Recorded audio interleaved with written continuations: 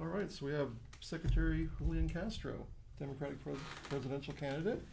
So I wanted to ask you, this will be hypotheticals that, asked as if when you become president. So you probably like that. That sounds good to me. Yeah. So if you're elected president, there's going to be probably some strong sentiment within the Democratic Party and your supporters that, investigations continue of the outgoing president, potentially prosecution of the outgoing president. How do you think that you would deal with that situation?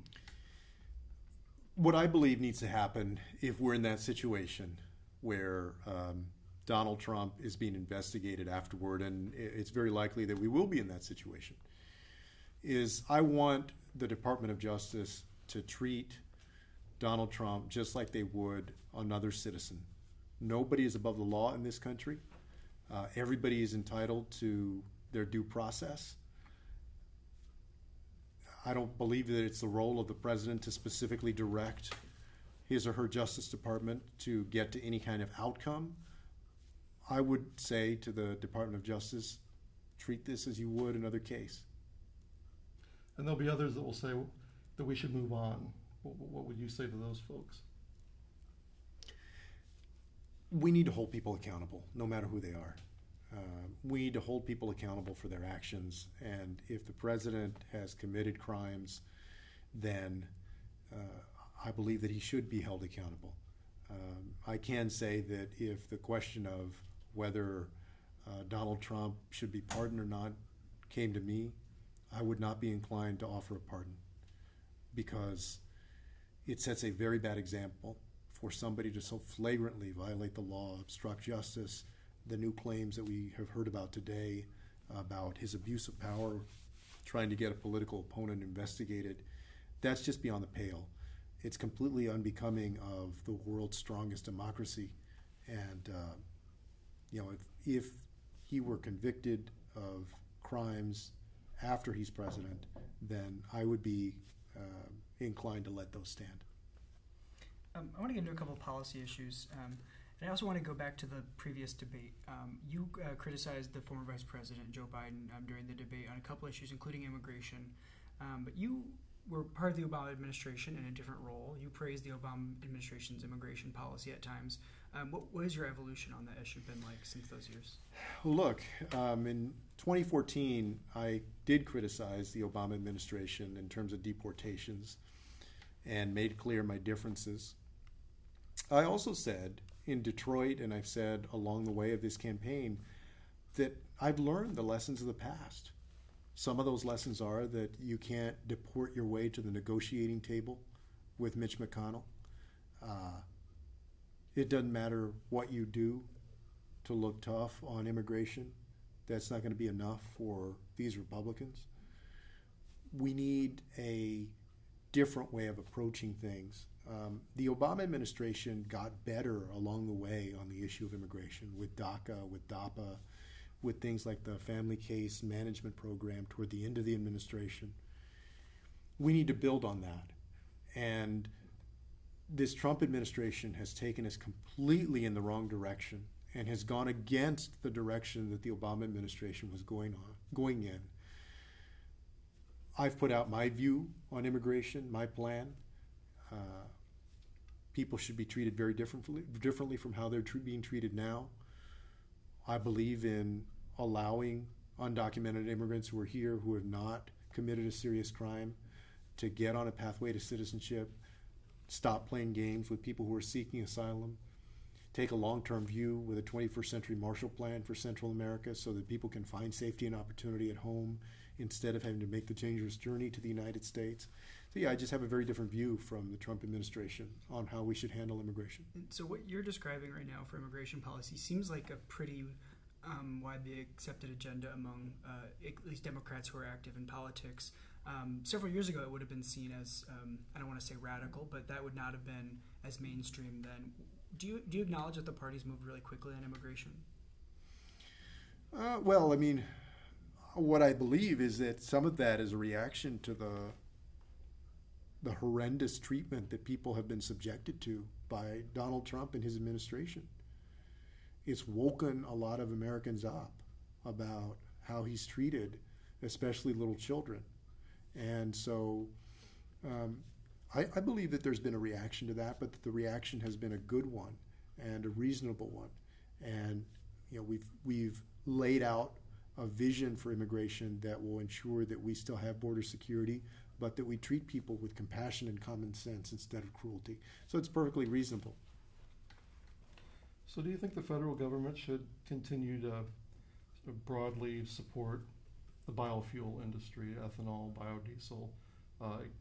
With the ethanol fuel mandate, it creates a mandatory market, and there are other government steps. Do you think that should continue? I do. I think there's a role for that. Sure. So you wouldn't make changes to that support at all, or? Well, look, I believe that ethanol has a role to play, and I'm supportive of that.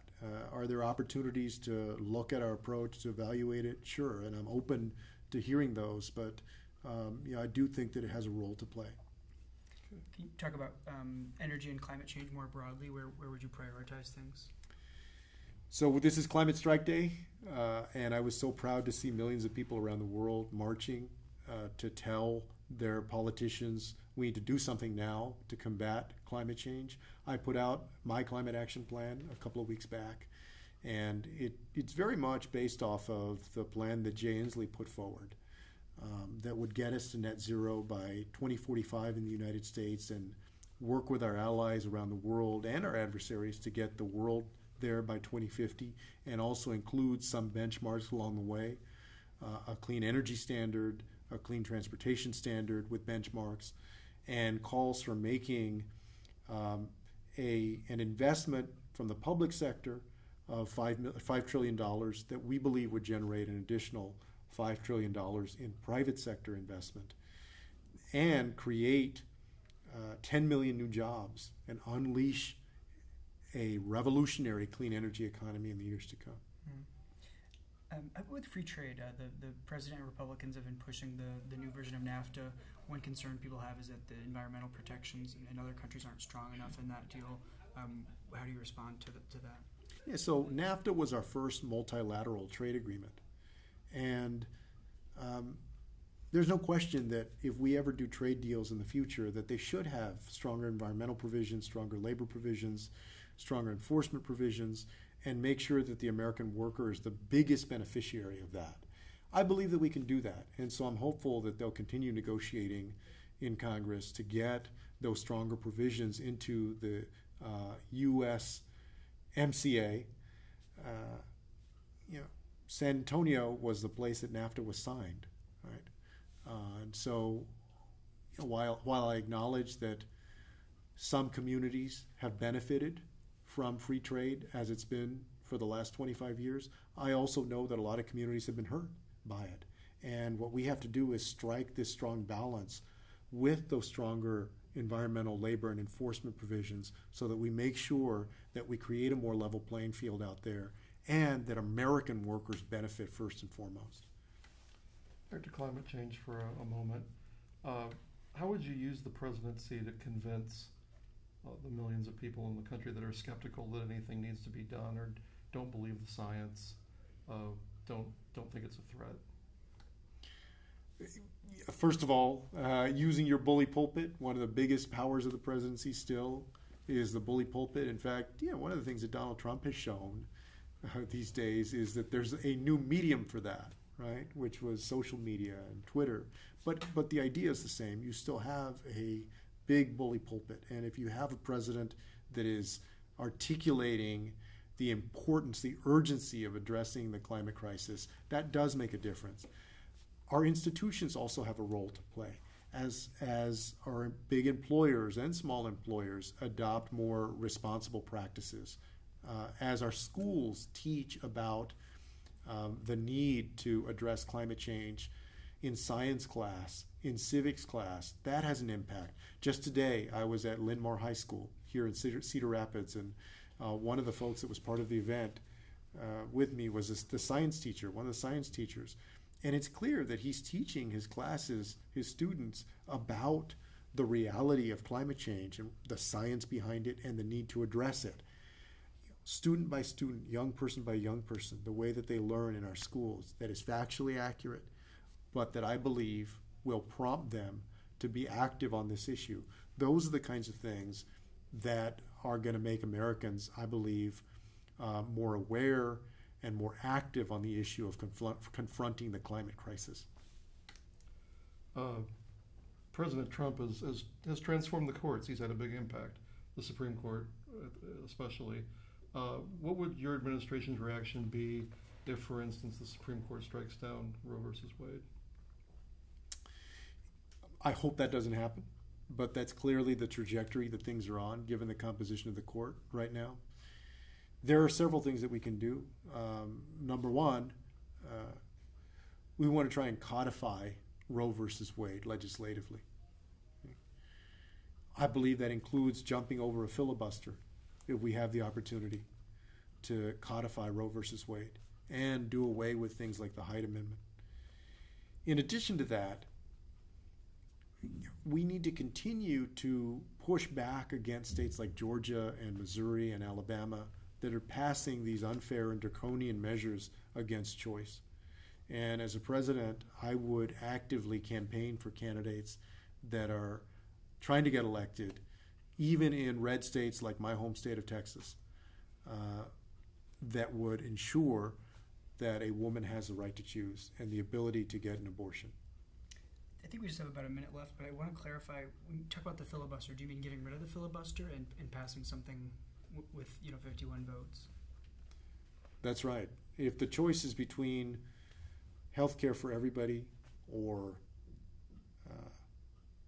tackling climate change with the urgency that we need to tackle it with, or sticking to a 60-vote rule that is nowhere in the Constitution, that both parties have violated when it was politically convenient, but mostly Mitch McConnell and his buddies have violated, then yes, I'm going to choose universal health care. I would choose common sense gun safety legislation. I would choose tackling climate change with a Green New Deal. Secretary Castro, we appreciate your time. Thanks a lot. Yeah, thank you. Hey, good to Good see you. luck out there. Thank you. Good to see you. Thank you.